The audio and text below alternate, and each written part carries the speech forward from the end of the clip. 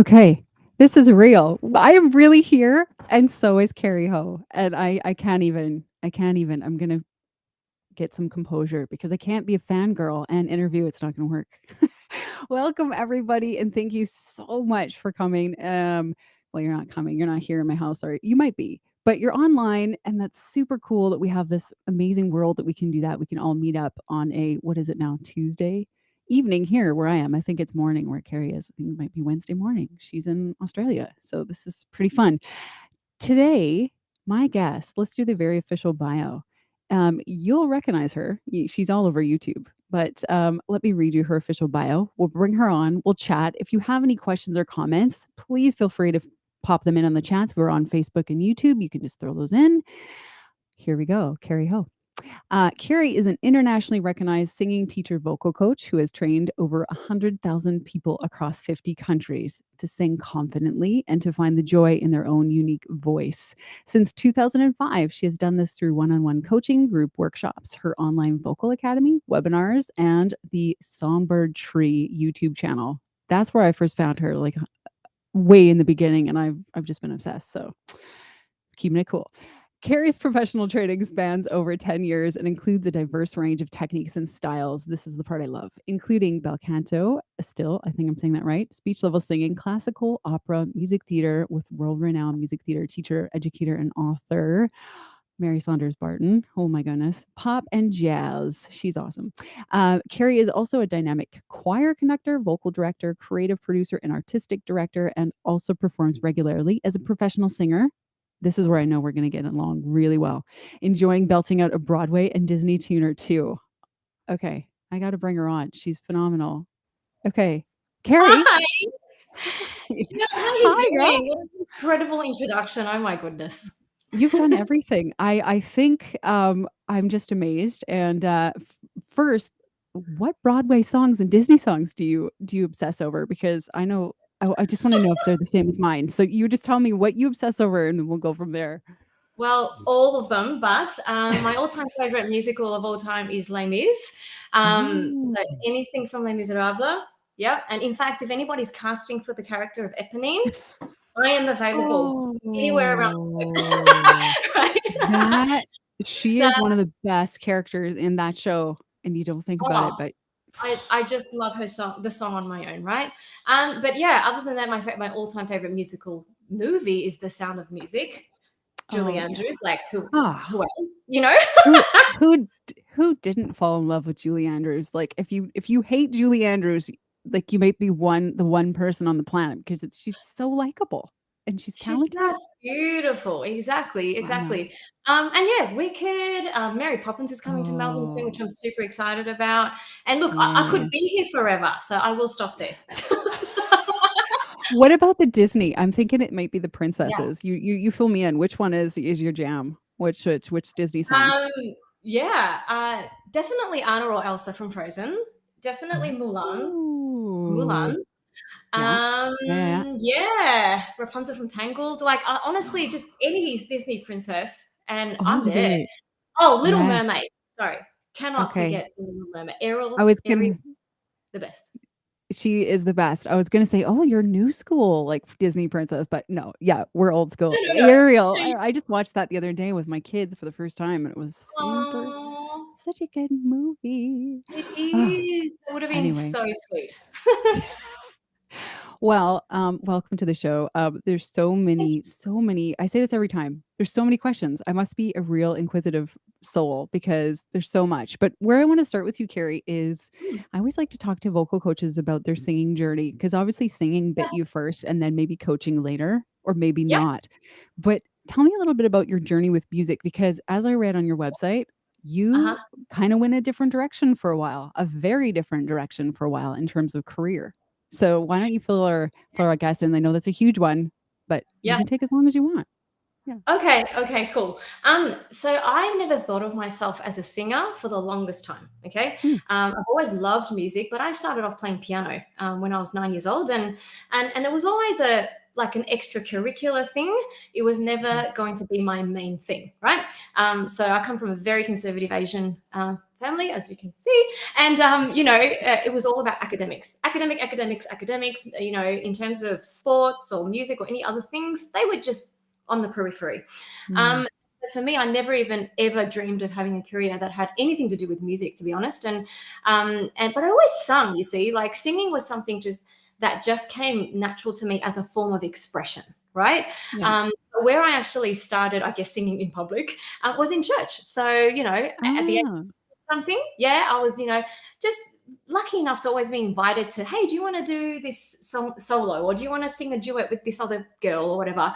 And that's where it started, and I always loved the freedom I felt singing, but I never pursued the actual like singing profession until later. So anyway, blah, blah, blah, all these things happened. I ended up in the corporate world. I worked as an accountant of all things. I'm terrible, absolutely awful accountant. Like, Wow. I know, it's crazy. And then I went, no, I don't really like numbers, but I love people. So I went into HR. And then after 2.5 years of doing that, I went, you know what? No, I'm going to give this music thing a shot, and at the time, which, I was only, I don't know, I must have been 21 or 22 or whatever. That's actually when I started singing lessons. So I did singing lessons for fun because I was performing a lot. I was writing my own songs. I was doing gigs, and I was also singing a lot in church and everything, and just feeling like, vocally, I'm just not, I don't know, I'm not able to do some things that I'd love to be able to do. Like I can't sing as high as I'd like to. I lose my voice after an hour of singing, So that's when I actually started pursuing my own development as a singer. And a couple of years into that, my singing teacher actually said to me, Kerri, I reckon you'd make an awesome vocal coach. Do you want me to those moments train you? I know, right? do you want me to train you? And I was like, who are you talking to? Like me? It was just like the most bizarre question because it had never, ever crossed my mind. I had never, I was doing singing lessons because I loved it, and that was it. There was no inkling of I want to become a professional singer or a singing teacher or anything along those lines. I was still actually in the corporate world at the time. But I said yes. And they are the best word. That's the best word I've ever said in my life, because that basically opened up. It basically gave me my big break. So and then she was a very incredibly nurturing teacher, and she really believed in me. And so she sort of basically said, come and watch me teach others, and I'll teach you everything I know. And then you can, go for it. And then she ended up even giving me some of her students. And so that's where I started. Yeah, it was amazing. Yeah, that's where I started. So, and then from there, it just went on this journey of, because I'll be honest with you, I never felt good enough to be a teacher. Right. Way back then, I was always like, but I'm still learning, and I've only just started this journey not long ago. Am I worthy? Am I good enough to be a singing teacher? But she was adamant, Kerri, all you need to be is one step further than your student. So if you keep developing and if you keep learning, you're going to be fine. And so that just put me on a trajectory of just continuous learning. And that's why I've trained in so many different things, because my curiosity and my passion, and I think I'm just hungry, and I still am, even to this day. I continue to do self-development and everything, and I just wanted to know more. Do you know what I mean? It might have been driven first of all with an insecurity of, gosh, I hope I'm going to be a good enough teacher, but then it just developed into this passion and this hunger, and it's never stopped. It's literally never, ever stopped. And then, of course, I quit the corporate world, and the Songbird Tree just celebrated 11 years last week. So wow, congrats, Kerri. That's such a cool story, and such an important story for folks, because there's a lot of people in their 20s that are like, oh boy, I followed this career path and it's not at all what I want to do. What do I do? Right. And your story of just like life happened, and it helped you out, and it pointed you in a direction. So my question to you is, when did you know that you were in the right zone? How far along down the Songbird Tree did you realize, you know what? Yeah, I'm here to be a vocal coach. This is cool. To be honest, I don't think that I had that moment early on. Because early on, I was really just trying to survive. I was, because I'd been in the corporate world and I'd been earning, good money, and my parents were really upset with me, and I just wanted to prove to them that I could make a living. So I was just trying to survive, and I was hustling like crazy and really working really, really hard. So I don't think it's, to be honest with you, probably only the last few years where I've gone, this is my calling. I love this so much. I never want to do anything else. You know what I mean? It Oh, really has been wow. a journey of self-discovery along the way. Like I've loved it as I've gone through it. Yeah. But in terms of that, like certainty, hey, this is your calling and this is what you're to commit to for the rest of your life. Only recently, last few years, I reckon. Yeah. Again, that is so important because, Mm. there's a lot of shame around not knowing what you wanna do in this life, right? Yeah. You know, Yeah. or, Well, as well, there's a lot of yeah. shame around if you want something that your parents maybe don't think is Yeah. viable, there's Yeah. also shame in that too, so I love your story about, "No, actually, I Totally. just figured it out." And the Like, thing is, right, like, how are you supposed to know when you're like 18? You know, at the end of high school, you're supposed to know what you want to do for the rest of your life. Like, that's no. actually quite ridiculous and really unrealistic. Yeah. And I feel like it's about taking actions towards those little inklings of your heart. You take one step, it takes you closer. You know, you take another step, and then the momentum builds, and then you're actually in it. Do you know what I mean? Like you're just I in it, do. and for me, it's been an evolving, definitely an evolving journey, and the 100% certainty hasn't come until the last few years. But that doesn't mean that I never felt like I was in the right spot. Do you know what I Right. mean? Yeah. Everywhere I was at, I'm like, I'm supposed to be here now. You Wow. know what I mean? I And do. I don't think I did this really well, but you got to embrace where you are right now Oh, I because know. somehow Yeah. it's going to lead you to the next thing. You know what I mean? I've Yeah. always been too future oriented focused. If I'm being honest, yeah. Yeah. So Yeah. you get it. I li Yeah. I'm never here. I always joke with my husband, "I've already lived today." Like, I've already lived it. It was yesterday. Right, right, right. But I can tell you Uh, now, Jill, that yeah. since I had the surety and that certainty the last few years, I've been able to be much more in the present, much more in Wow. the moment, and that's just heightened my level of I love the life I get to live, like, Mm. really. Wow. So, Well, you can feel that energy through your videos, like, even way back in the very yeah, first videos when you yeah. maybe weren't Oh sure my yet. goodness, those You first could videos. I love them. They're Sorry, so I cute. cringe. I You cringe. know, you gotta start somewhere. I always tell Yeah, people, like, eventually same with singers, they look back at their first albums, they go, "Oh gosh, but you had to do that." Even Mariah Carey probably goes, "Oh, yuck, what happened there?" yeah, But you know what? totally. It was part Yeah. of it. It Yeah, is. You've actually gotta do the bad ones before you can come up with something better. yeah, You know, yeah. it's just hustle. Yeah. I Yep, love that. totally agree. I just had an episode with Justin Stoney from New York Vocal Coaching. He's Oh, he's all over. He's amazing. awesome, right? And what he told me was similar to you. He was just following the joy.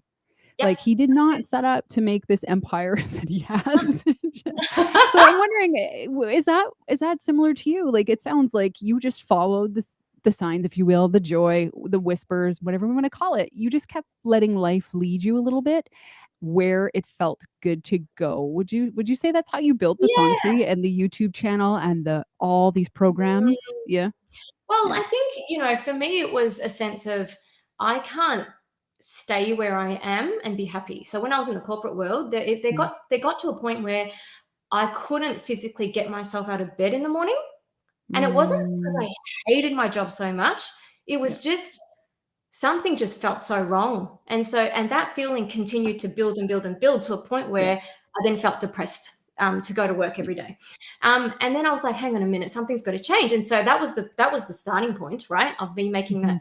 that decision. But yes, you're right. Like it's being open to the uncertainty and Mhm. following, I guess, my passion and my joy and my bliss, all of those things, right?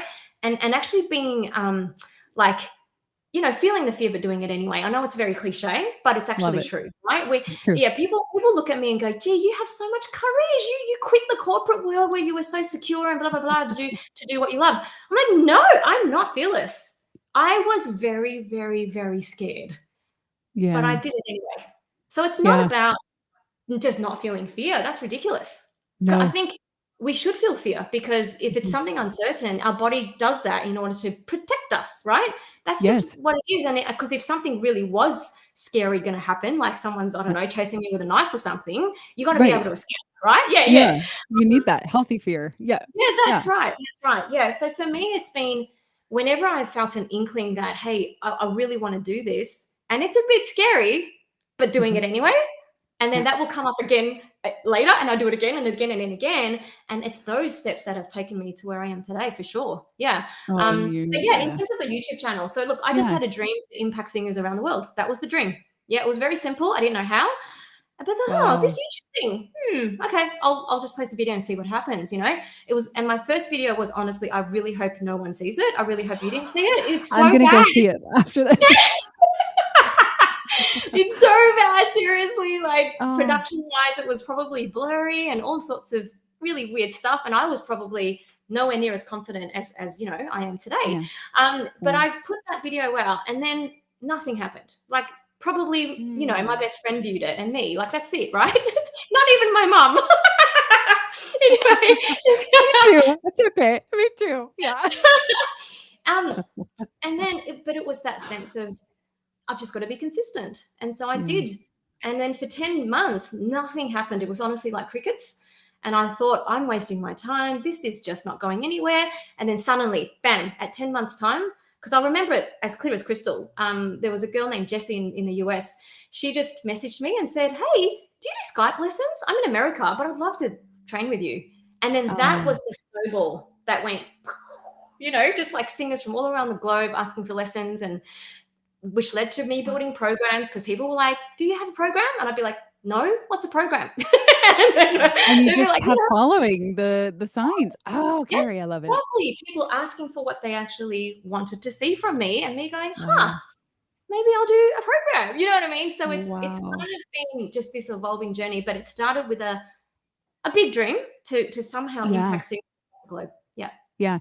And isn't that usually how those dreams come? It's very big and intangible. It's like, I want to impact singers all over the world. Okay, how does one do that? I don't know yet, but I will know, and I'll do it. I'll do the thing. That, all the things you were talking about following this, the inklings and building all the way to the YouTube channel, it sounds kind of like your approach to singing. Look at that segue, where we just keep the joy in mind, and we do the challenging things. We feel the fear. We do it anyway. We show up again and again and again and again. That's right. So yeah. So tell me about your philosophy of singing. It might be a little bit of that. It might not. But you've taken so much education around the different modes of teaching. Do you have a Songbird Tree mode that you prefer? Is it a mishmash? What does it look like for you? Yeah, it is honestly a big mishmash. I kind of feel like there's a lot of pedagogy out there, right? And we could discuss this till like forever. And each sort of, I guess, school of thought is slightly different, and has a slightly different perspective and a slightly different angle. And what I have found is that not any one has all the answers. I don't think there's any one technique that will, if you just do this one technique, you are going to be the best singer on the planet. No, I actually think, because individuals are very, very unique and very different, and some will latch onto others more than, other techniques and stuff like that. So for me, it's been about learning as much as I can, and then going, for me, what's the best bit out of speech level singing and Estill and Bel Canto and whatever, and then experimenting with that myself. And, to be honest, I've made up a lot of exercises myself, but from what I've learned, do you know what I mean? Yeah, I'm not saying they're completely original, but from what I have learned and taken from different schools of thought. And I just think it makes it so much fun, because then it's play. It's not me studying. Yeah, there's not a curriculum and a grade at the end, and I totally get that.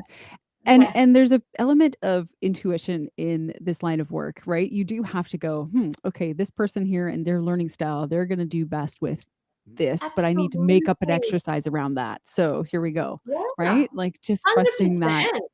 That's right. I mean, for example, like, for some people, you could speak to them about exercises all day, and they just find it really hard to get. But if you're like, okay, just sing as if you are a little kid and you are singing on stage, and your stage mum, who's a bit of a tiger mum, is just like standing at the sides there, trying to direct you into singing it differently. How would you sing that, Or, hey, if she's a girl, hey, sing like you're an 80-year-old grandpa. You know what I mean? I love it. Yeah, you know, so sometimes it's character play and sometimes it's got nothing to do with, hey, do this exercise, you know. Right. But also we've got to take into account, how does the person feel today? Are they suffering something emotionally? You know, have they gone through something hard? Have they not slept very well in the last couple of weeks? Do they have acid reflux? You know, like there's so many things that encapsulates the human. Well, sorry, the singer, because we're human, right? Like if I'm feeling a bit sick, I can still play the keyboard. Do you know what I mean? Yep. And I can Yes, I still, do. I'm fine. Yep. But if Yep. I'm a little bit sick and I've been coughing my insides out, oh, my voice is going to be affected, right? Wow. Yeah. Yeah. This So it's human taking instrument. Yep. I love that you said that. Like our instrument is a human being.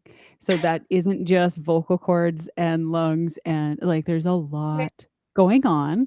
And it doesn't have to be heavy and complex. It can be really light and playful. But you're right. You might have a plan as a vocal coach for your client that comes in, but they are not in the mood to learn anything. They just need someone to hear them and then puke out some what I call ugly singing, where it's just like sing your most angry music and just puke it out and nobody cares and nobody's going to talk about what it's like, right? Yeah. That so Absolutely. cool. There's so many places I want to go with you. But I do want to say I want to ask you, you work with so many singers from so many different countries. Yeah. And you maintain that everybody can learn to sing. And I know probably a lot of people go, really? What about me? I won't be able to. What do you say to those people? And what would you say to, yes, everyone can learn to sing and here's why, XYZ?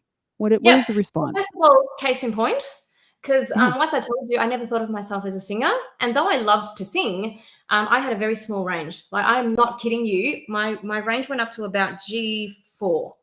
That was it. Oh, yeah. Okay. Oh, wow. Really small range. Yeah. This is for pre-singing lessons. Yeah. But I had the ability to express myself. So that's what kind of got me through. Anyway, but I only would sing up to about G4. So everything had to be taken down. I would lose my voice after an hour or so of singing all the time, all these things. Anyway, so I didn't have a good voice. What I'm trying to say is that I did not have a good voice. Yes, I could sing in tune. All right. But I had a tiny range. I strained my voice like crazy, all the things.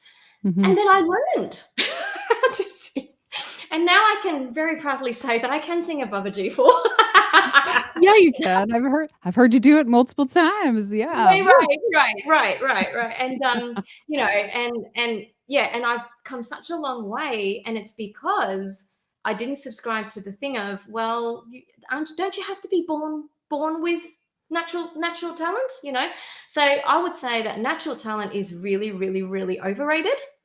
Okay. Nice. And that, really, really overrated. And that it is honestly about just consistency. It's a dedication to learn. So you do need to get help, you know, like if you want to be a good singer, you know, either going to get a coach one-on-one or joining a program or doing something, you know, joining a choir, something like that, where you do get exposure to good training. That's absolutely necessary. But anybody who is willing to do that can learn, because it's a skill. It's a skill.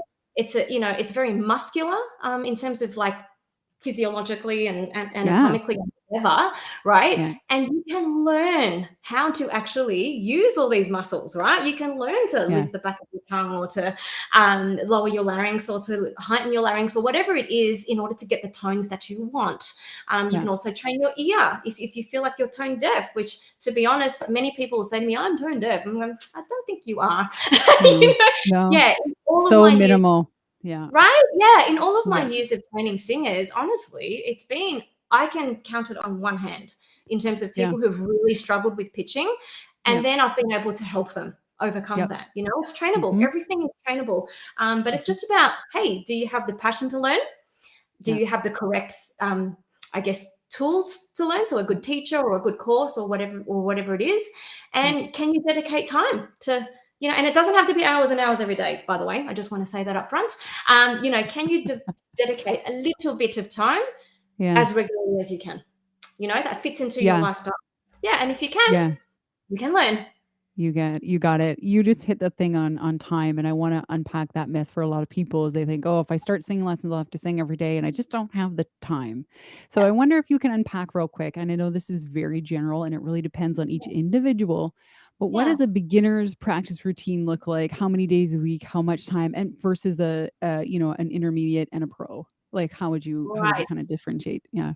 Yeah, okay. I really do think it comes down to the person's life stage and Mhm. lifestyle rather than the levels of Cool. singer. Just because we live in a very, very crazy world and people are super busy, right? Yeah. There's lots going on. So, when a student comes to me, no matter what level they're at, I like to know, just from their perspective, how much time can they put in, and I start there Mhm. actually. So I don't Mhm. dictate. Say, hey, you must practice for half an hour every day. I don't really say that. I'll Mhm. ask them, how much time Yeah. do you think you have? And I actually start there because I always find that. So if somebody says to me, oh, I don't know, I could probably do 10 minutes every like maybe twice a week. I go, great, we're going to start there. Okay. Yep. All right. And when that 10 minutes twice a week becomes a habit, right? And they're loving it, I go, Yeah. okay, hey, why don't we do another 10-minute slot, another somewhere else in the week as well, Yep. right? Yep. And what I find is that when people start to feel the momentum of their Mhm. practice and they enjoy it because they're seeing results, they themselves want to add. Right? You know what I mean? Yeah, Yeah. because in general, I would say that as a beginner, you want to just as long as it's consistent. So for me, it's not about long times of practice. Like, don't Mhm. don't do six Mhm. hours of practice once a week. Yes. It's Yes. very No. muscular. You're actually going to tire yourself out, and it's just Yep. not a good thing. But I'd rather you do 5 minutes every day or every second day than hours, in one session. So it's about finding that little pocket of time, and I just say start wherever you can. You know, there's no right or Yeah. wrong. I find that people get really legalistic about it. Oh, it has to be Yeah. this, it has to be that, and then they don't do anything, Yes. right? Yeah. Right? Yeah. Yeah, The and doing perfection some, monster.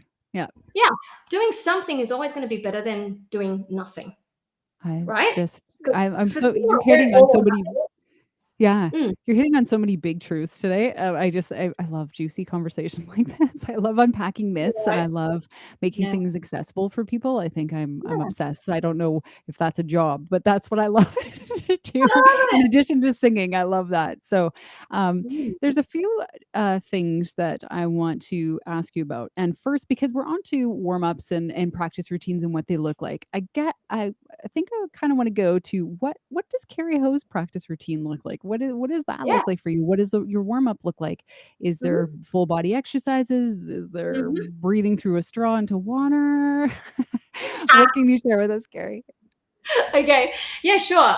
So for me, I always wake up feeling very stiff. So the stretches of the body and laryngeal massage is something that I just find super useful. Getting Mm, rid of the tension so that I can actually sing with efficiency and not be mhm, putting extra effort into my voice. mhm, So yes, I do. I actually do stretches to stretch out my shoulders and my neck, my upper body in particular.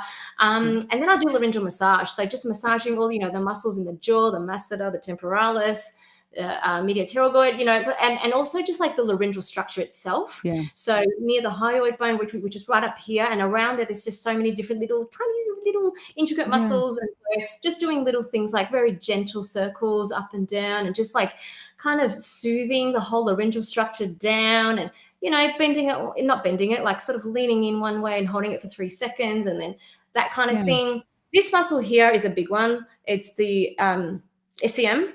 And Yep. I love stretching this one out because we tend to, when we do get tense in our singing, the neck Mhm. muscles tend to go, right? Yes. Which then, Yeah. of course, hinders the vocal production. So this massive muscle that, behind your earlobe and runs all the way down the side of your neck to the front of your neck, Mhm. perfect. So just give it a little kindness massage. I love it. I love this. It's so relaxing even just hearing about it. It's like, "Oh, that feels so nice." You know what? I think we don't take care of ourselves Self-care. as much as singers. No. You know, we do the No. whole, oh, crack the whip and we've got to do, 1 hour of practice, 2 hours of practice every day, blah, blah, blah. But sometimes all you need is a bit of a stretch, and sometimes that's all you've got time for. And that is it's so fine, And then for me, like in terms of warming up my voice, so warming up is different to working the voice out.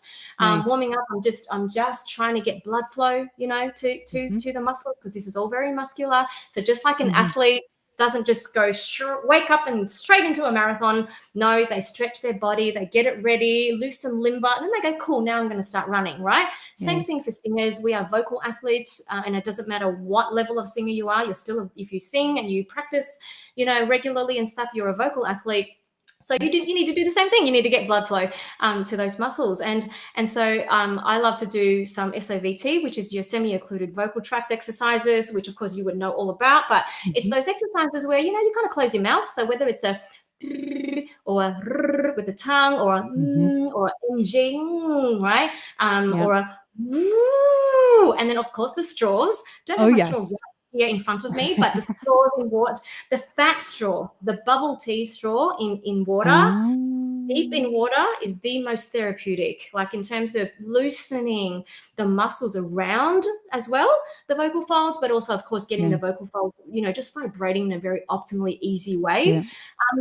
So I pick my favorite 2 for the day, sort of thing. I don't do all of them. I typically do 2, and I typically only do for 5 or 10 minutes. And that's my warm up. So now I'm like ready to, speak or teach or sing or whatever. But then I set aside time for a workout, and that's different.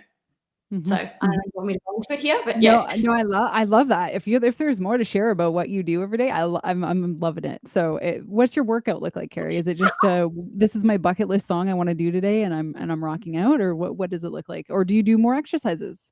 No, so for a vocal workout, they are definitely a series of exercises as well, but it depends on like what I want to work on for the day. So for example, if I'm feeling like, like you said, okay, I've got a Broadway gig coming up, not a Broadway gig. I'm singing called Broadway Unplugged, but it's not in Broadway. It's in Melbourne. Anyway. Congrats. Oh my gosh. How can we see you? Is it online? No. They might upload some highlights to the YouTube channel, but keep us posted. No. Yeah, it's actually a live thing. But anyway, so I've got some phlegm now, and I'm just going to share a quick strategy on how I get rid of it. Oh, cool. Yeah, instead of clearing my throat, is that okay? Yeah, I do. Keep geeking out about stuff like this. So instead of clearing our throats, which is exactly what we would normally do, and that just causes a lot of wear and tear on the vocal folds because they're slapping together and all this trauma, it's no good. And then it produces mucus, which makes you want to clear your throat again, and you're in this awful, awful, vicious cycle. So what I do is a hard swallow, which is sip of water. I won't sip now because I need to speak and explain it. And you just keep the water in your mouth. You clasp your hands like this, chin down towards your chest, bring your elbows out, and then you basically just sort of clasp your hands a bit tighter. You'll feel all of the muscles in your shoulders and sort of upper body area engage. And then you go and you swallow as hard as you can. And you probably do that about 3 to 5 times. Yeah. And it gets rid of it. Because when you just swallow, if you just go normal swallow, sometimes it's not enough. And you're like, it's still there. Yeah. It's not. And then you're like, okay, I guess I'll just clear it just this one time because I need my voice. And then you're like, oh, why did I do that? Yeah. That is a great tip. That's what I was trying to just swallow there, discreetly, but then I thought, why don't I just share it? Why don't I just share, because everybody would benefit? See, we're just going with the flow. This is what the theme is. We're going with the flow where it takes us, and it took us to phlegm. So that's what's happening. But in terms of answering your question about my vocal workout, I will, so I don't try to work out my whole voice. I just go, what do I need today for the repertoire that I'm working on for, say, an upcoming gig or something like that? And I am performing at a thing called Broadway Unplugged in a couple of weeks, which is a Feel the Fear and Do It Anyway, another story. But anyway, sorry? That's awesome. That's awesome. Yeah.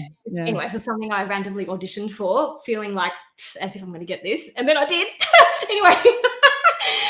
Anyway, and I'm singing a song called "When I Sing in My Car." I don't know if you've heard of this song, but you've got to go look it up if you haven't. It's so funny, but it is really difficult. It's It's got I write that everything in it. down. So it's the big belty notes, it's the mix, it's the riffs, everything, right? And so if I'm working on a song like that, I go, okay, got to do some stuff for flexibility and agility, right? Yeah. Or Yeah. I've got to do some stuff for belt. So I'll practice my twang, like yeah, yeah, yeah, those sorts of exercises or whatever, or exercises that make me move really quickly through my range so that I can get flexible in terms of the riffing. Yep. Hey, this is real, people. This is I raw know. and real. It's early where you are, though, isn't it? It's pretty early in the Well, morning, or what? yeah, no, it's actually 12:36 p.m. So we're in Oh, midday now. that's But I get early. acid reflux, so which is a Oh, whole other conversation. But wow. because of that, it takes my voice a while to kind of get to no phlegm and whatever, And Yeah. phlegm's is something I have to live with, unfortunately, because of acid Yeah. reflux and whatnot. But that is Oh, wow. okay. That's why we It hard is. swallow.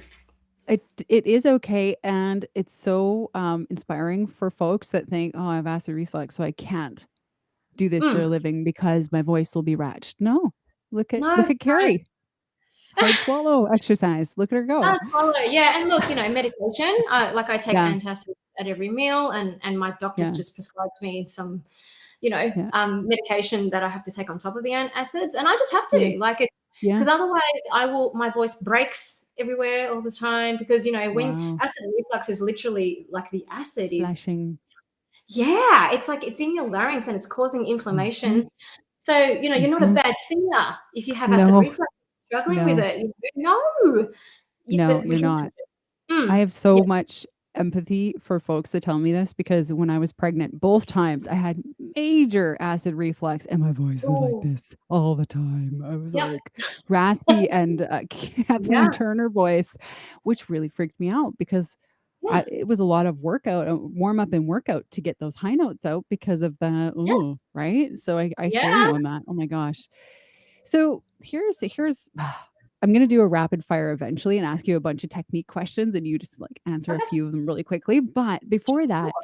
what are some common myths that people have about how our instrument works? And one of the areas I want to go to with you is the diaphragm because we need to out this big time. Yeah. No disrespect to people that are teaching the way they teach, but you and I have a different thought Yeah, on this. So I'd love you to share what is the mhm. diaphragm? What does it do in singing, and what does it Yeah. not do in singing?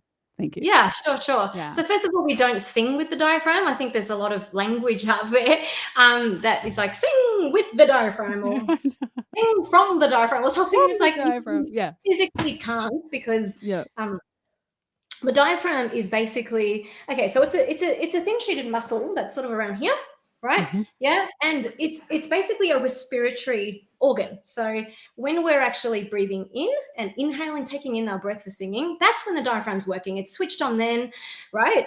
And it Mhm. moves down. It moves down, into our sort of abdominal area, Mhm. and that's allows us to take in the air we need. Blah blah blah, right? And then as we're Mhm. actually singing, so exhaling, the Mhm. diaphragm's not working. It's actually at rest. It's actually moving back up and resting and chilling out, having a margarita on the beach. So it's like, how do we sing with our diaphragm when we're actually singing? We're exhaling, and the diaphragm's actually not working. It's not active, Yeah. during that time, and so then that allows us to exhale. Yeah, so it's not an organ in which we use to sing with, but it Mhm. is part of our respiratory system. And if we, I guess, use these muscles efficiently and we're Mhm. free down here, then we maximize, I guess, the function, Mhm. of the diaphragm. Yeah, and what Mm. we want is, I guess, a sense of low breathing where, we're not going, Yes. and No just chest like moving. activating all these muscles up here that's causing quite a bit of tension to the neck, actually. That's when the Yeah. SCM muscle gets switched on, which I was talking about Mhm. before, right? When we go Mhm. high breathing, right? But if we activate our breathing in terms of really just like letting go of our belly, and I like to say, like, just let go of your belly. So it's like, it's okay, we Yeah. can have a beer belly, it's fine. Yeah. Yeah. Right? Yeah. Yeah. Yeah, then that allows the diaphragm the maximum amount of space to move down, Yeah. which is really awesome, for Yeah. just supporting your singing, your breath management, and everything like that. But Yeah. other than that, it's not so complicated. I think No. everybody, you know, yeah, it's just, it can be really, really complicated. I have struggled with understanding what the heck are we trying to do here when we're breathing, you know? No, I know, I know, and then you find the conflicted science and you're like, "Okay, but this is the way it's done, so I have to, or what do I Yeah, do?" Right? So it's yeah, really cool those asking questions and just coming up yeah, with your own yeah, blend. I'm yeah. obsessed with that, so Well, I'll just add one other thing because I yeah. think one sort of misconception when it comes to, singing with the diaphragm is that I need Mhm. to squeeze, somehow squeeze my Yes, diaphragm or yes. activate it by going like that or whatever, Push it, right? push it. Yeah. Push it in. But unfortunately, that's going to cause you tension in the throat because Mhm. right, everybody do this with us right now. If let's just Okay. say you were scared, like somebody just crept up from behind you and went, boo, and you went like that, right? Yeah. What Yeah. actually happens? Like, do you feel something happen in your abdominal muscles? Well, yeah, it's tight. Everywhere It's is tight. tight. Yeah, Yes, yeah. everywhere is tight. So then if you're trying to squeeze your diaphragm, Right, you're doing the same thing. You're just tightening right, everything, right? You're also right. inhibiting the diaphragm's movement down when you inhale, right? Mhm, Which then causes the high breathing, right? And then mhm, SEM muscles turn on to try and help. And then you mhm. get all this tension. You get all this tension. Yeah. So So much. that's definitely something I'm super passionate about. Like that whole Yeah, you need to squeeze your diaphragm or squeeze your yeah, ab muscles in order to sing better. Your yeah, abdominal muscles and ribcage muscles will do its work on the exhale. It will yeah, do it. You don't need to try and activate it yourself. It will actually do it. It's part of its job on the yeah. exhale. Mm. Yeah, trusting our bodies is a big one, isn't it? We Yes. have vocal control, and it feels very forced and pushed and controlled, right? But the body knows what to do. Yeah. Same thing if someone creeps up behind you, as scared as you are, you're gonna scream out a noise that is powerful and loud Yep. and high and no That is problem, true. That is even though very you're all true. constricted. So it's like, okay, the body knows what it's Yep. doing, right? So can you talk a little bit about breath support when it comes to belting, mixing, all that stuff? What happens for people? This is where I think people get really confused and start pushing and forcing their voice, and all Yes. kinds of strange things happen. Yeah.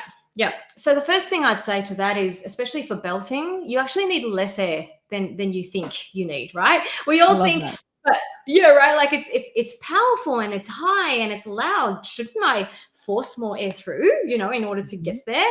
And mhm. the answer to that question is absolutely not. You're actually going to cause more pressure and more tension, Yeah. And so it's less air. And the moment students get that, light bulbs just go, "Bing, really? You mean I don't have to try harder? No, you don't." Nice. Isn't that Yeah. nice? I love it. Yeah, I yeah. love it. And I mean, it's a similar thing in terms of mixing. It depends on where you are in your range.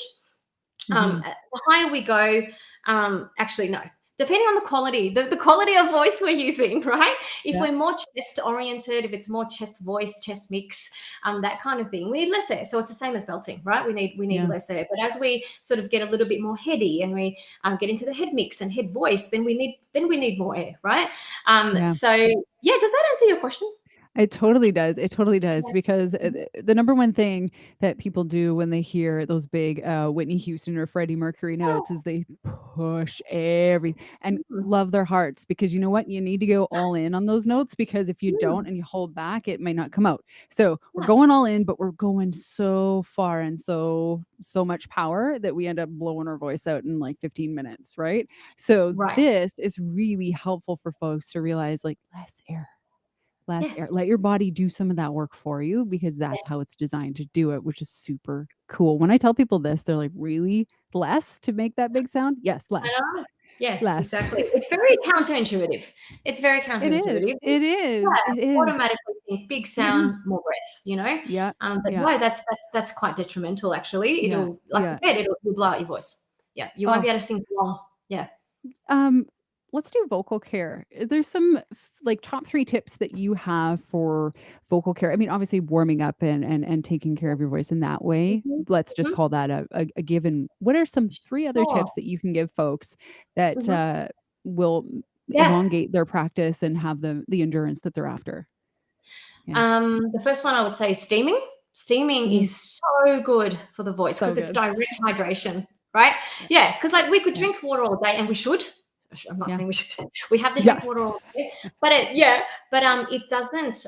It takes time for the body to actually digest, because when you drink the water's not touching your vocal folds, right? No. It's going Nope. right into your digestive system, and then getting digest, or whatever the word is, processed, Yeah. and then distributed to your your body, including your vocal folds. But that takes time. That can take I don't know, anywhere from a few hours, depending on whether or not you've eaten anything. Excuse me, because if you, so for example, first thing in the morning when you drink, say, a glass of water, your stomach's pretty empty. It's going to absorb water quicker, right? But if you've had a big lunch and then you've drunk water, your body's also absorbing all the food, blah, blah, blah. So that takes longer, etc. Right? But steaming is direct hydration. So it's like pouring water on your vocal folds, because without choking. Without choking, exactly, because the steam actually can touch your vocal folds, right? Yeah. We can't have solids or liquids touch our vocal folds, because we'll probably choke and maybe die. But steam is okay. And so when I use a vocal steamer, so that's very convenient, but you can easily do it just by pouring some hot water into a big bowl, putting a towel over your head, and just breathing the steam in for about 10 minutes. I just found that to be really, really good for, especially when, say, you've had a really big day of speaking or singing, you're actually feeling a bit tired and a bit rough and a bit swollen, right? There's just this feeling of, oh, my voice isn't quite right, You don't necessarily want to do some more exercises to, because you've been singing all day or you've been using your voice all day. That's just the best, sitting in front of the TV and you're just like, So by the way, if you don't want to do the bowl thing, you can also just pour some water into a mug and just hold it and breathe it in while you're watching TV or whatever. So you don't need to another 10 minutes of my day. Do you know what I mean? You can incorporate it into your relaxation time. So I find steaming really good for taking care of yourself, your voice, on that level. The second thing I would say is just managing vocal load. What we don't realize is that apart from singing, we also use our voices for speaking, right? Even if you're not a pro singer or whatever, you probably have a job where you're speaking to your colleagues. Sometimes you might stand up and present something, an idea or whatever in a meeting, whatever it is. You use your voice all day, and then you come home and maybe you've got, young kids who are screaming, "Mommy, I need you," blah, blah, blah. And then hey, stop with that, whatever it is. You're also using your voice at home. So you need to actually go, hang on, what's my vocal load today? And manage it well, So it's like, so one of my colleagues and good friends, Ellie Nichelle, I don't know if you know her, but she's an SLP and a vocal coach from Adelaide, Australia, and she talks about vocal load in the sense of like you have say 10 lollipops, and then a 1 hour conversation is like one lollipop, and then a 2 hours singing rehearsal is like 3 lollipops, and then every time you use something, you are actually spending lollipops, right? But you've only got 10. That. Yeah. You've only got 10, so be careful. You know what I mean? So for me, practically speaking, and because I am a professional voice user, I use my voice all day, speaking, teaching, warming up, blah, blah, blah. I need to manage my vocal load so that I don't overdo it, because it is, again, muscular. Remember, everything here is muscular. So, you wouldn't just go to the gym and work out all day for 10 hours without a break. You would kill yourself, You would not be good. No. You want to be able to move the next day. And I think what we don't realize that as vocal athletes, as I said before, it's the same. It's the same. So for me, I need to go, okay, so if I've got, X amount of students in a day, what's the break I'm giving myself between the students? Do you know what I mean? I knew I was going to have an hour conversation with you today. So before then, I didn't have a million students scheduled before you. You know what I mean? I had one, and then I had a half an hour break. So it's managing your vocal load. Yeah. So that's 2. You wanted 3. Is that right? Did you want 3? Yeah. If you have to, of course. I'm sure you have a zillion. So what would be the third? third thing that?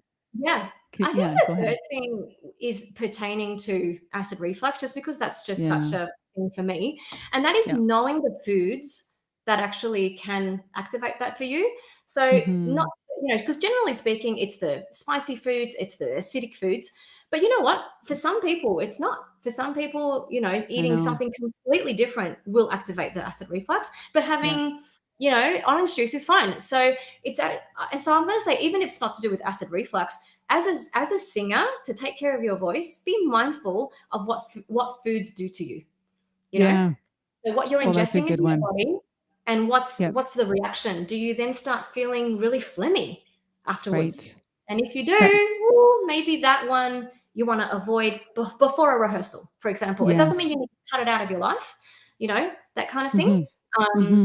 But just being mindful of what foods and different drinks and things like that, what it does to you as a human being. Yeah, that's such a big one. Dairy for me is something that it makes me cough Right. and phlegmy, but for some people, they're like, "What? I don't think that does it at all for me." Okay, Exactly. cool. I just want you to know to watch for it in case, right? But you have to Exactly. And really tune in. and it's a really similar discussion in terms of, like, is it only one method of singing that works? And it's the same thing with advice around what to eat, what not to eat, blah, blah, blah. It's not one blanket that works for everyone. Again, our instrument is our body. It's us. We are a human being, and we're all different. So it's just getting to know yourself, really. Yes. Yeah. Getting to And know then yourself. making whatever adjustments you need for yourself, right? Oh, so good. So Yeah. good. I have like 100 questions now. We're gonna go into rapid fire if that's okay with you, Kerri. Just like the shortest answers. I mean, I'd love to hear you talk for hours and hours, actually, but I know you have somewhere to be probably. So we were gonna keep this concise. So I'm gonna throw some things at you, and you're gonna just say a couple sentences about them. Okay. So when it comes to the inhale, here we go. Rapid fire. Nose versus mouth inhale. Which camp do you sit in? Oh my God. Right? I'm just such a jerk. I don't The know how big I King can answer Kong. this. I just don't know how to answer this shortly, but it is all right. So when you inhale really quickly, when you inhale through your nose, you're actually filtering the air, and it's less drying on the throat.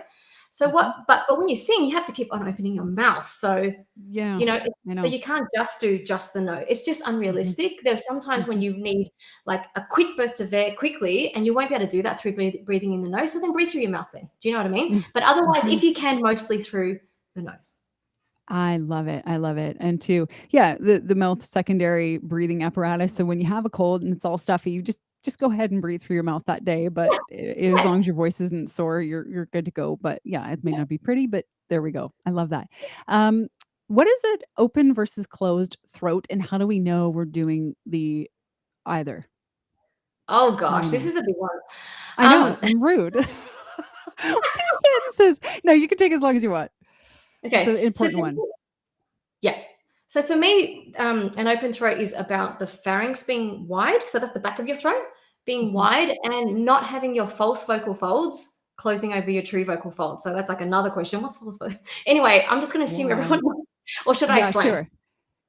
Take a second. Seems like a big Okay. one. Let's do it. Let's go in. False vocal Okay. chords. Not enough coffee.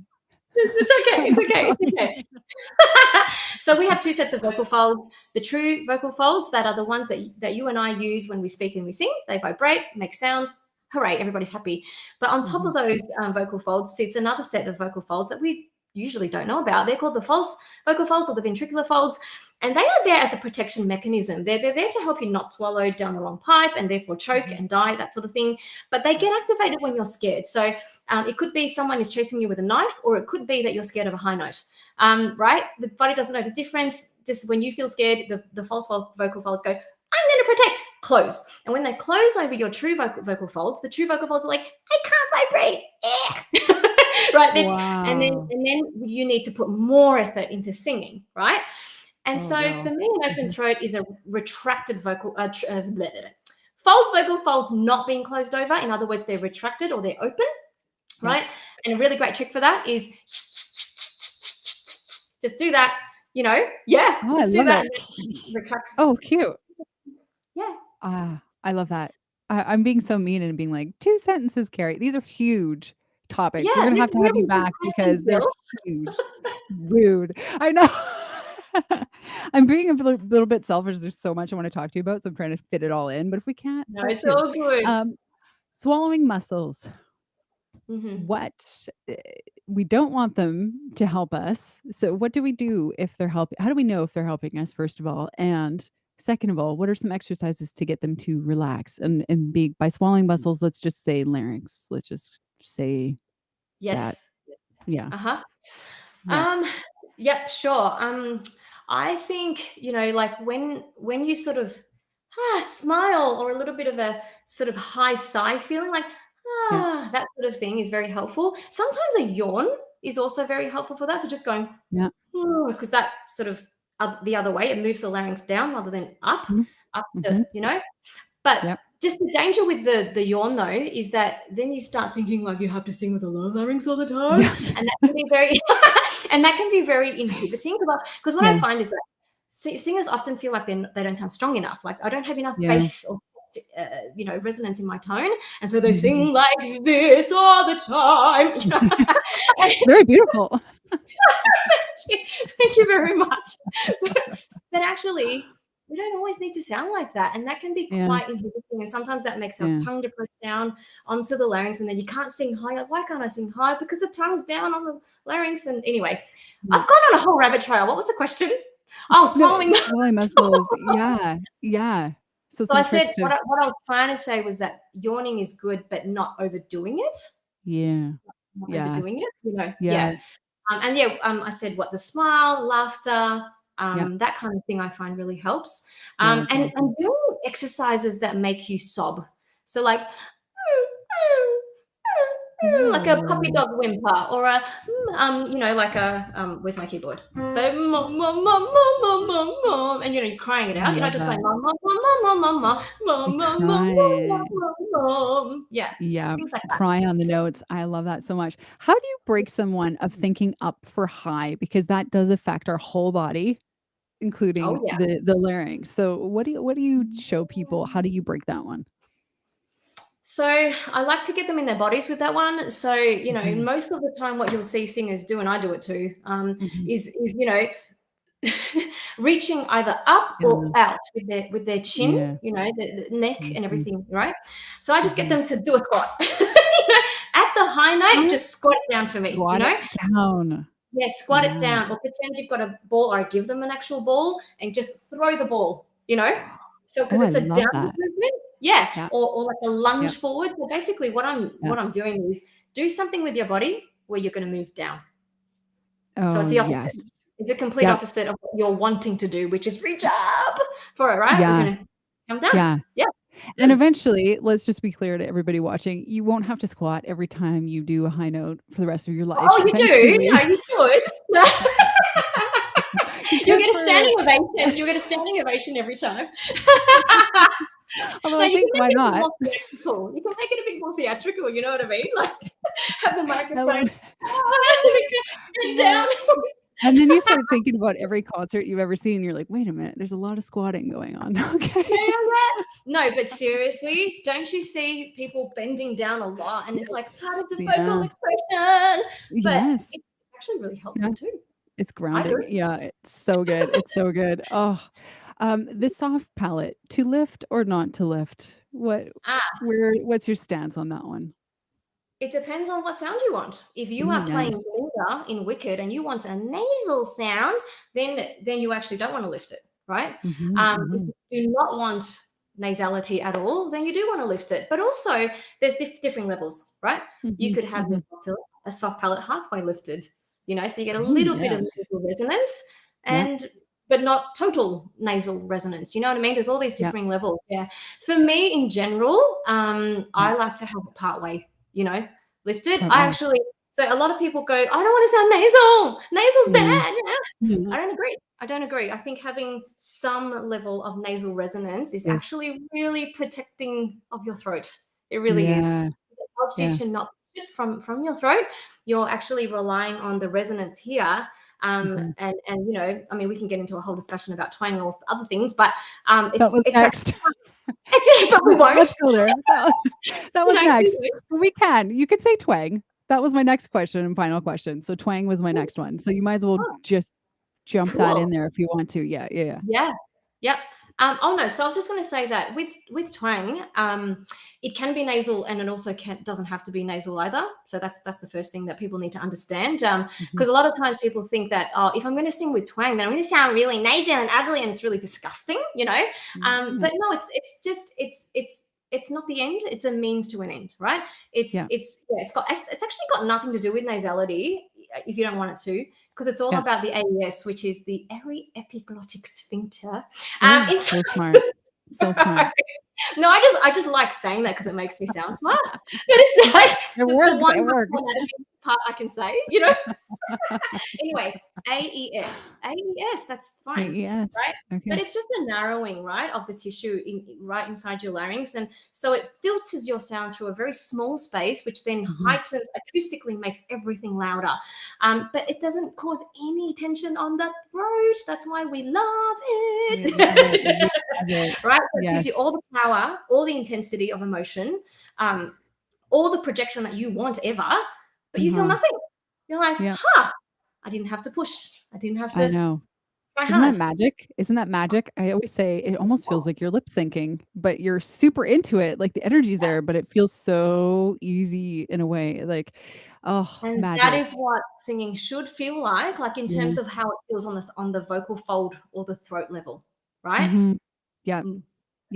I love that. That's one of the really, really, really important takeaway. A lot of people think, oh, my voice is, vocal cords out the mouth, and that's what it is. No, a whole human, lots of things. And yes, like your face is part of it as well. And maybe we haven't thought of it that way, but that's what we're throwing out there. Like, we invite you to think about your whole instrument with this conversation.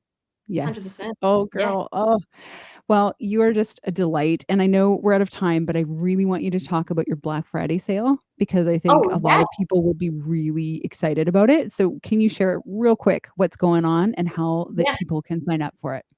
Absolutely. So I've created this new thing that I really do think singers will love, because it's been inspired by all of my students. It's a new membership community called Master Your Mix and Belt. Nice. And it's so you get access to the video course, which spans over many, many different months, and you get new weekly lessons every single week with the video modules, as well as audios that you can basically use as your daily warm-up routine and things like that, and workout routine, to take you on a journey where by the end of it you will know how to use your mixed voice and belt without killing yourself. And just bring on the Whitney confidence. To get out there and share your music, whether that's like putting up a video on YouTube, or whether that's getting out and singing a song you've written, at a pub or something. It doesn't really matter. Or even just singing for your family. It really doesn't matter. But giving you that confidence to be able to do that. But the thing that I'm most excited about, Jill, is that it is more than a course. It is a community. So what I mean by that, because I know it's a real cliche word, is that every 2 weeks we meet live. So I show up live, and you guys or whoever is in the membership community can actually bring all of your questions and ask me anything, and I'll answer right there on the spot. You can show me snippets of songs that you are working on for your upcoming gig, or even just something you want to master. Sing a chorus for me, and then I'll tell you exactly what you need to do to right on the spot, give you live feedback and coaching. So you pretty much get like a bit of one-on-one coaching, but in a group, setting. And the magic of it is that it is in a group. And so you get to see what other people are asking, and how other people, what are other people struggling with, and you learn from them as well, the feedback that I give them. And also there's a chat room community. So in between the fortnightly live masterclasses, you can be chatting with each other, and just like hanging out and supporting one another, because I just find that it's really hard to stay self-motivated when you're doing an online program all alone, Yes. So I decided that I would incorporate some, humanity and community, into it all. So I'm very excited about that. And so the Black Friday sale ends this Thursday. Get on it. 11:59 p.m. this Thursday, the 24th of November. But you basically get, because it's a membership, so it's a monthly subscription. Normally $59 a month, but it's with the Black Friday sale, it's $49 a month. Plus you get a free live 60-minute masterclass with me as well. So that's just a free bonus that I'm throwing in. And it's a lifetime discount. So once you sign up, you get that discount forever. Oh, that is juicy. That is whoever's out there watching, I know you're out there. Please consider this. And if you're unsure, creep on Kerri because you can find her. She's everywhere. But let's do this. You can visit Kerri online at thesongbirdtree.com. She is phenomenal. And you can also connect with her on socials.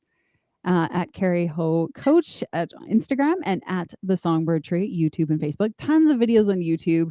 So if you haven't got a good gist of what Kerri is all about from our conversation, check her out there. Be sure to sign up for the Black Friday sale. It's going to be phenomenal. That community thing, huge. Yeah. You can feel like you're the only person in the world that's trying to sing past the age of 10, right? You can feel that way and you don't need to. There's tons of us out there. We're all doing it. And we all want to sing The Little Mermaid. Oh, yes. Come on.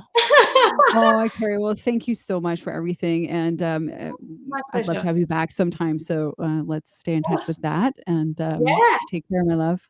Okay. Thank you so much, Jill. It's been so much fun. Bye, everyone. Thank you. Bye. Well, that was Kerri. Isn't she fabulous? I just love her. I hope we can be best friends. I hope she doesn't have a best friend already because I want that spot. So creepy.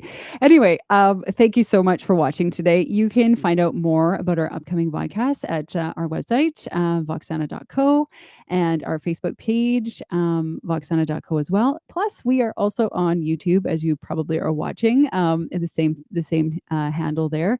And new VODs in the new year, and I'll update that schedule ASAP. Until next time, take care, everybody, and thank you so much for coming on.